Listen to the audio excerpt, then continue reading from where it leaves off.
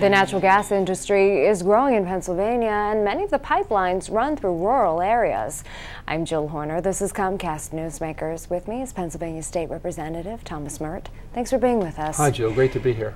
At this point, the natural gas industry is growing, but once it reaches capacity, it's estimated that there will be 5,000 wells and thousands upon thousands of miles of pipeline through the Commonwealth.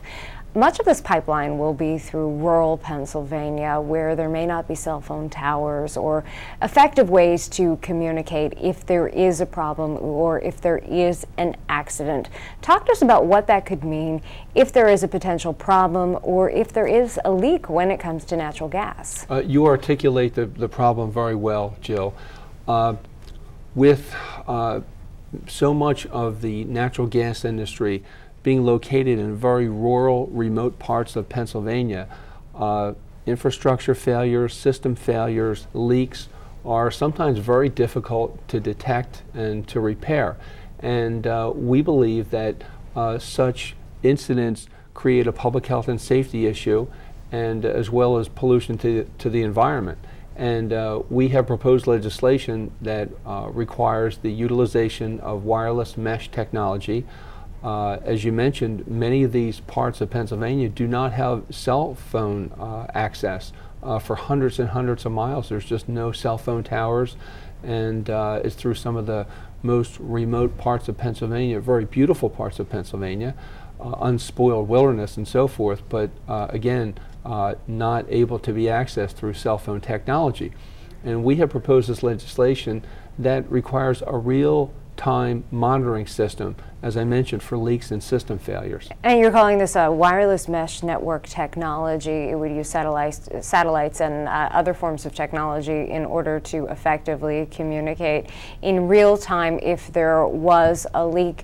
Other industries, including the petroleum industry, already use forms of technology in order to communicate if there is a leak. It's a different form of technology. But talk to us about why you think this is needed and what this could mean for the industry as the industry grows, and who would bear the costs of installing this technology? Jill, the natural gas drilling industry in Pennsylvania is expanding enormously. It is providing jobs, and we are happy about that. They are paying corporate income tax and so forth. They're not paying a tax on the extraction of the natural gas, which is not a good thing.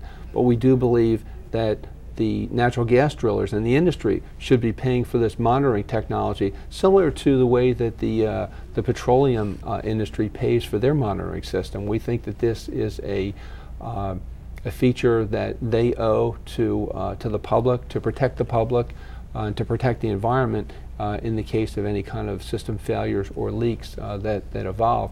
The industry is still evolving, and we're not really sure what the negative or the potential negative impact could be relative to a leak or a system failure. And we think that we absolutely should and we should invest in this public safety feature. We've been talking about pipelines in portions of rural Pennsylvania, but some of these pipelines will be in parts of your district, in parts of the southeast, which will be more populated areas. Will you want to see monitoring and the use of wireless mesh technology in other portions of Pennsylvania as well? Absolutely, and you underscore a very important point about the population down here in the southeast, which makes the issue even more critical. And we believe that this legislative goal can be attained through the participation of the Department of Environmental Protection, through PEMA, and through county emergency management professionals to bring this legislation to fruition. And where does this legislation stand at this point? It's in committee right now. The issue is being vetted. There might be a few amendments, but we believe this is something that can and should come to fruition this legislative session. Thanks for being with us. Thanks, Jill. We've been talking with Pennsylvania State Representative Thomas Murt. I'm Jill Horner for Comcast Newsmakers.